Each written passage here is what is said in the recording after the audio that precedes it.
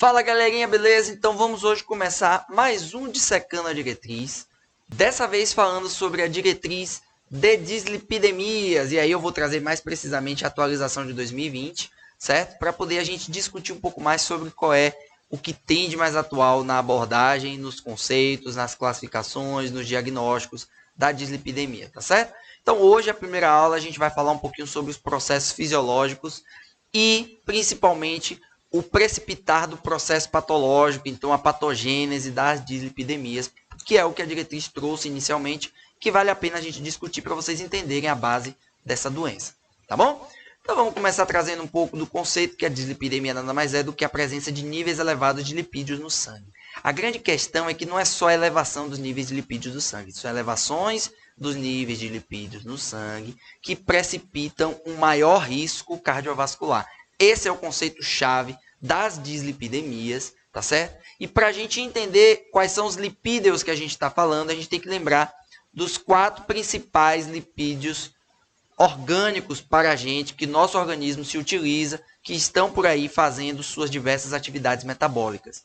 A primeira delas são os fosfolipídios, que são os responsáveis por compor a membrana celular. É só a gente lembrar das aulas de biologia, que a grande maioria dos componentes da membrana celular são os fosfolipídios. Então, sua função básica é compor membrana celular.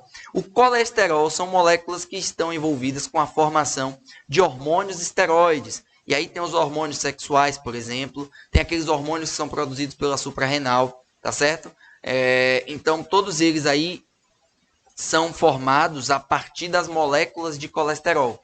Então, o colesterol é fundamental nessa produção. Ele produz ainda ácidos biliares que vão estar lá sendo liberados na bile, tá certo? Ajudam no metabolismo da vitamina D e, além dos fosfolipídios, o colesterol, se vocês lembrarem da aula de biologia, também está presente na membrana celular para dar o quê? Uma maior fluidez à membrana celular, tá certo? Então, nunca se esqueçam disso. Os triglicerídeos, eles são tidos como a base lipídica de armazenamento energético. Então, quando a gente fala em gordura adiposa, né, o tecido adiposo, acúmulo de gordura nos músculos e no tecido adiposo, nada mais é do que o armazenamento através da sua forma de triglicerídeos, que são aqueles em que, quando houver uma maior demanda energética, vão ser buscados pelo organismo para ser quebrado em cadeias menores para poder ser utilizado como fonte de energia, tá certo? E aí, por fim, os ácidos graxos, que são, na verdade, as micromoléculas, são a base da formação de todos esses lipídios aí, são os ácidos graxos que também estão livres circulantes por aí no nosso organismo ou armazenados. Então, eles podem ser divididos em saturados ou insaturados. Os saturados nós temos aqui como exemplo o ácido láurico, mirístico, palmítico e esteárico, e os insaturados nós temos que dividir em mono ou poli. Os monoinsaturados é o ácido oleico e os poliinsaturados linolênico ou linoleico. Tá bom? As lipoproteínas, o que elas são? Nada mais são do que uma associação entre os lipídios e as proteínas para facilitar o transporte da gordura no meio aquoso. Lembre-se que gordura não dissolve em água, então ela não iria conseguir circular pelo sangue normalmente. Então ela precisa se associar à proteína, que é hidrofílica, e aí sim ela consegue circular pelo sangue normalmente. E aí então as lipoproteínas são compostas por lipídios e apolipoproteínas, que vão fazer essas moléculas. E aí, quais são as lipoproteínas disponíveis e conhecidas no nosso meio? Tem os quilomicrons, que são de origem intestinal. Lembre-se do processo digestivo, a gente vai falar logo mais, né? Os quilomicrons são as lipoproteínas de transporte no intestino e nos canais... Oh, meu Deus. Nos ductos, né, que são drenados dos linfonodos, né?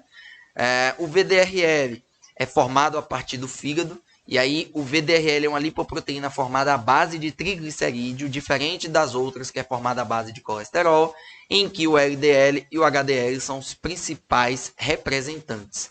Então eu só vou trazer uma curiosidade aqui, que a gente vai falar nas aulas seguintes, mas que por isso que quando o triglicerídeo está muito elevado, a máquina não consegue fazer a leitura do VDRL, e aí acaba que o VDRL não consegue ser tido a leitura, e aí você vê o VDRL não lido por causa dos níveis de triglicerídeos elevados.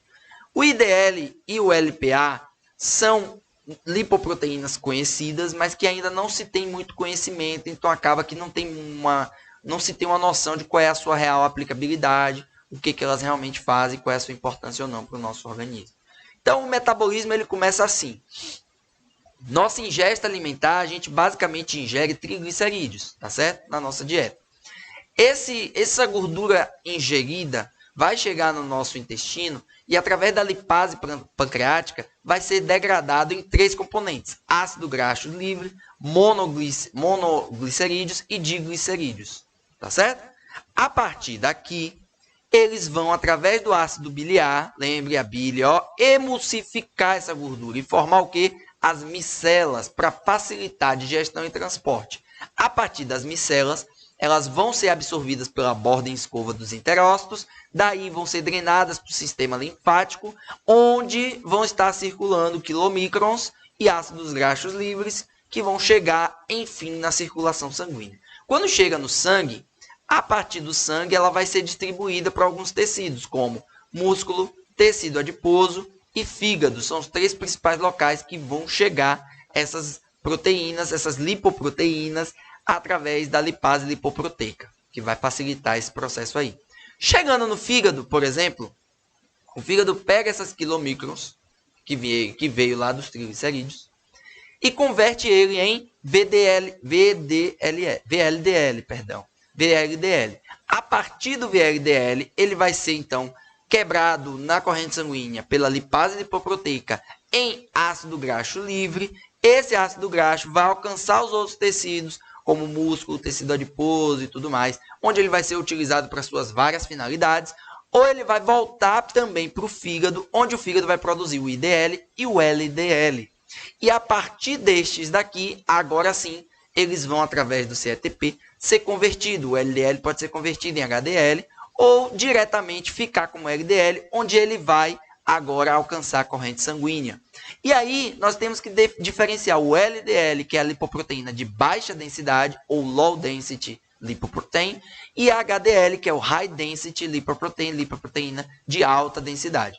O LDL é aquele que as células hepáticas e periféricas capturam, né? Eles pegam essas moléculas, então essas moléculas são despejadas no sangue para serem capturadas pelo tecido periférico, para que daí pegue essas moléculas de colesterol e esterifiquem para poder transformá-las em moléculas de depósito. Esse é o conceito do LDL. Já o HDL é o mecanismo contrário. É aquele que é basicamente formado no fígado, intestino e circulação, em que todos esses colesteróis que vieram do LDL, que ficaram armazenados nos tecidos, vão ser pegos de volta, joga de novo para a corrente sanguínea, para que vá para o fígado, para chegar no fígado e ele converter em HDL, para que esse HDL, agora sim, possa contribuir para uma desintoxicação, digamos assim. Ela vai fazer uma limpa dos colesteróis que estão circulantes. Então, o colesterol que está circulante vai para o fígado, onde o fígado vai puxar ele todo para poder fazer seu metabolismo. E aí ele vai remover os lipídios oxidados do LDL, inibe fixação de moléculas de adesão, então ele é importante também para diminuir a precipitação da arterogênese, que a gente vai falar mais adiante, e estimula a liberação de óxido nítrico, que é benéfico para pacientes, por exemplo, hipertensos que estão fazendo dislipidemia. E aí, qual é a base da doença dislipidemia? A gente falou da fisiologia. Qual é a base da patologia? Obviamente, eu falei que o dislipidemia é acúmulo de lipídio. E quando você acumula um VLDL, o VLDL acumulado, ele reflete uma hipertrigliceridemia. Porque o VLDL é uma lipoproteína feita à base de triglicerídeo. Quando você tem um acúmulo de LDL ou HDL, você tem uma hipercolesterolemia, porque você tem acúmulo de lipoproteínas à base de colesterol. Tá certo? A partir daí, um acúmulo desses lipídios, casado com outros mecanismos associados, vai precipitar a aterogênese, a formação das placas de ateroma, que é o grande problema das dislipidemias. Por quê? Vamos lá. Vamos passo a passo, vamos seguir o passo a passo aqui. Primeiro, existem alguns mecanismos que fazem lesão endotelial, ou seja, hipertensão, diabetes, obesidade, tabagismo eles vão agredir o endotélio. Quando há agressão ao endotélio, o endotélio entra em um processo de disfunção. E aí o que acontece? Ele agora não consegue mais regular a sua permeabilidade e acaba aumentando a permeabilidade, inclusive para os lipídios que estão circulantes. Aí entra o excesso de lipídio. Quando você tem muito lipídio, muita lipoproteína circulante, essas lipoproteínas no endotélio agredido, que está com mais permeável a elas, eles vão lá e entram no endotélio.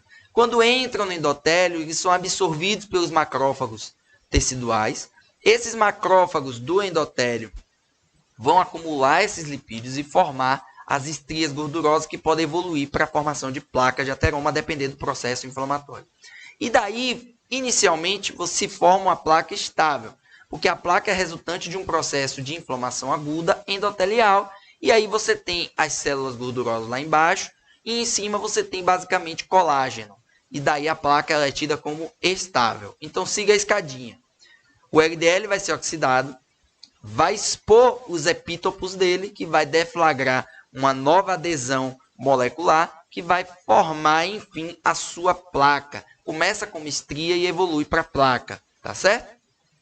O grande problema é que esses mecanismos de agressão que eu falei podem ainda estar presentes, continuarem e daí precipitar uma lesão endotelial. Quando eles precipitam a lesão endotelial, se for fazer a lesão na placa que estava estável, agora você remove a camada de colágeno e expõe as moléculas de gordura com seus epítopos trombogênicos e inflamatórios. E por causa disso, a lesão endotelial na placa de ateroma expõe os epítopos que deflagram a formação de trombos.